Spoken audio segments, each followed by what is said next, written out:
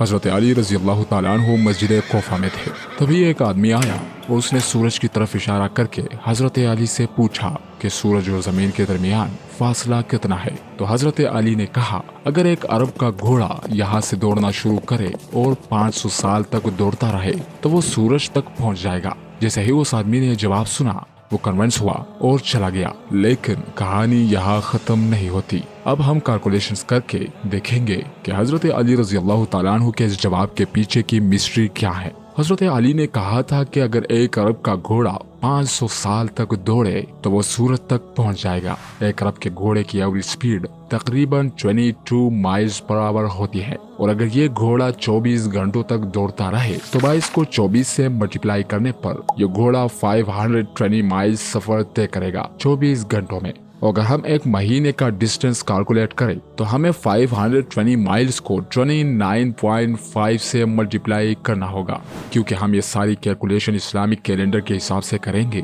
تو اگر ہم 6 مہینے 29 دنوں کے اور 6 مہینے 30 دنوں کے ازیوم کر کے 520 کو 29.5 سے ملٹیپلائی کرے تو جواب 15,500 آتا ہے۔ اتنے کلومیٹر کا سفر گھوڑا 30 دنوں میں طے کرے گا۔ اور اگر ایک سال کا کیلکولیٹ کرے تو کیونکہ سال میں 12 مہینے ہوتے ہیں اس لیے ہم 15,500 کو 12 سے ملٹیپلائی کریں گے تو جواب آتا ہے 1,86,000، یعنی کہ اتنے مائلز کا ڈسٹینس گھوڑا ایک سال میں طے کرے گا۔ اور اگر ہم 500 سال کا ڈسٹینس کیلکولیٹ کریں تو ہمیں 500 سے ملٹیپلائی کرنا ہوگا تو جواب آئے گا 9,34,00,000 مائلز، یعنی اگر گھوڑا 500 سال تک دوڑتا رہے تو وہ 9,34,00,000 مائلز کا سفر طے کرے گا۔ اب اگر ہم زمین اور سورج کے درمیان کا ڈسٹینس دیکھیں تو سائنس کے اکارڈنگ زمین اور سورج کے درمیان کا ڈسٹینس کبھی بھی سیم نہیں رہتا، کیونکہ زمین اپنا آربٹ اوول شیپ میں کرتی رہتی ہے۔ کبھی یہ سورج کے قریب ہوتی ہیں، کبھی دور چلی جاتی ہیں۔ جب زمین سورج کے قریب ہوتی ہے تو ان کے درمیان کا ڈسٹینس 9,10,00,000 مائلز ہوتا ہے، اور جب زمین سورج سے دور ہوتی ہیں تب ان کے درمیان کا ڈسٹینس بڑھ کر 9,48,00,000 مائلز ہو جاتا ہے۔ تو اگر ہم ایوریج ڈسٹینس لے زمین اور سورج کے درمیان کا تو یہ ایگزیکٹلی وہی ڈسٹینس ہے جو حضرت علی رضی اللہ تعالیٰ عنہ نے 1400 سال پہلے بتا دیا تھا۔ سبحان اللہ۔ ایک دن کچھ عرب کے لوگوں اور مسلمانوں میں اس بات پر ڈسکشن ہو رہی تھی کہ عربی زبان میں سب سے زیادہ استعمال ہونے والا لفظ الف ہے، جس پر وہاں بیٹھے سب لوگوں نے ایگری کیا۔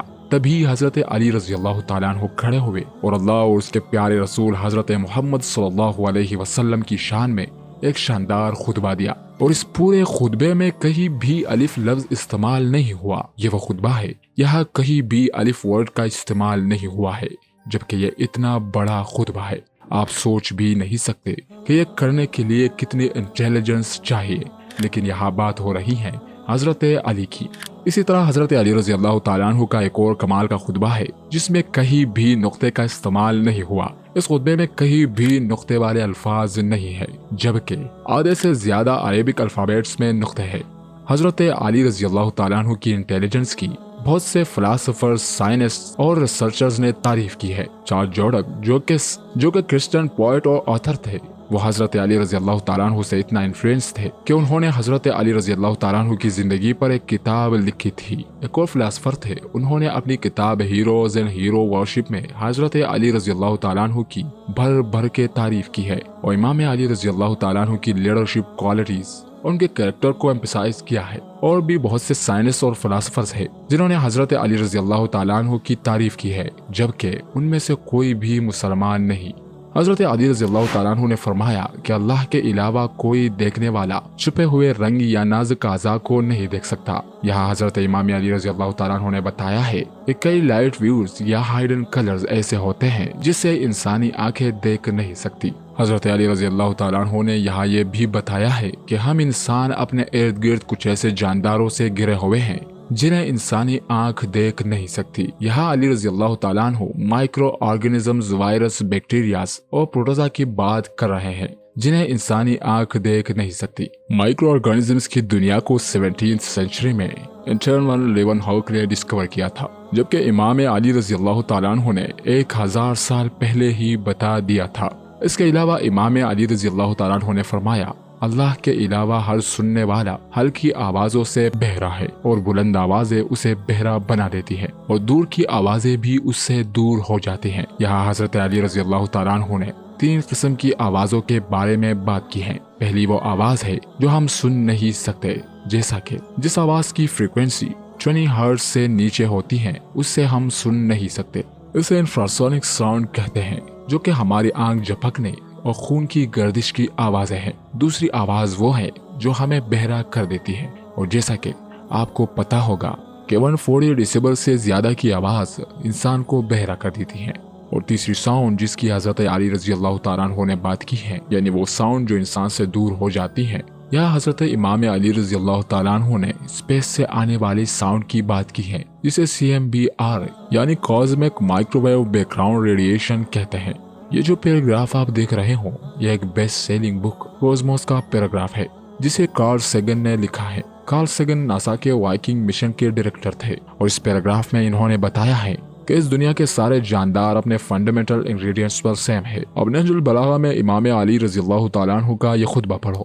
یہاں حضرت علی رضی اللہ تعالیٰ عنہ نے بالکل یہی بات بتائی ہے، لیکن آپ تو جانتے ہی ہیں کہ حضرت امام علی رضی اللہ تعالیٰ عنہ آج سے 1400 سال پہلے پیدا ہوئے تھے، اور کارل سیگن 1934 میں پیدا ہوئے۔ اسی طرح حضرت امام علی رضی اللہ تعالیٰ عنہ نے نہج البلاغہ میں فرمایا، باپ کے درمیان باہمی پیار بیٹوں کے درمیان رشتہ پیدا کرتا ہے، رشتے کو پیار سے زیادہ پیار کی ضرورت ہوتی ہے۔ یہاں حضرت علی رضی اللہ تعالیٰ عنہ کے کہنے کا مطلب یہ ہے کہ اگر 2 افراد مرد یا عورت ایک دوسرے کو پسند کرتے ہیں یا سچے دوست ہیں تو ان کے بچے اس بیہیویئر کے وارث ہوں گے، یعنی کہ یہی بیہیویئر ان بچوں میں بھی پایا جائے گا۔ اس طرح اگر میاں بیوی ایک دوسرے سے نفرت کرتے ہیں تو یہی نفرت ان کے بچوں کو بھی وراثت میں ملتی ہے۔ اسے 19 سینچری میں ڈسکور کیا گیا تھا۔ سب سے پہلے یہ بیہیویئر ایپیجینیسس کے ذریعے کیمیکل اور فیرومونز کے فارم میں ٹرانسمٹ ہوتا ہے۔ حضرت علی رضی اللہ تعالیٰ عنہ فرماتے ہیں کہ بہن بھائیوں کے درمیان دشمنی والدین کے درمیان دشمنی کی وجہ سے ہوتی ہے۔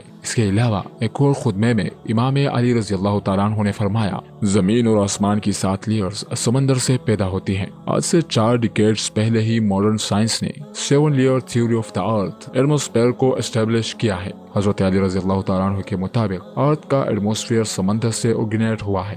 آج کے سارے جیولوجسٹ اسی سیم تھیوری کو ہولڈ کرتے ہیں، اور یہ ریسرچ ابھی تک پروسیس میں ہے۔ اسی خطبے کے سیکنڈ پارٹ میں حضرت امام علی رضی اللہ تعالیٰ عنہ نے ماؤنٹین راڈز کے کانسیپٹ کو ریویل کیا ہے، جسے 19 سینچری میں برٹش سائنٹسٹ نے انڈیا میں ڈسکور کیا تھا۔ یہ سب تو حضرت امام علی رضی اللہ تعالیٰ عنہ کے علم کی ایک جھلک تھی۔ اس کے علاوہ حضرت امام علی رضی اللہ تعالیٰ عنہ نے یونیورس، ٹائم، فزکس، میتھمیٹکس، فلسفی جیسی کئی سبجیکٹس پر بات کی ہے، جن کے بارے میں ہم کسی اور ویڈیو میں بات کریں گے۔ اللہ تعالیٰ سے دعا ہے کہ ہمیں اپنی فرمانبرداری اور شکر گزاری کی زندگی گزارنے کی توفیق عطا فرمائے۔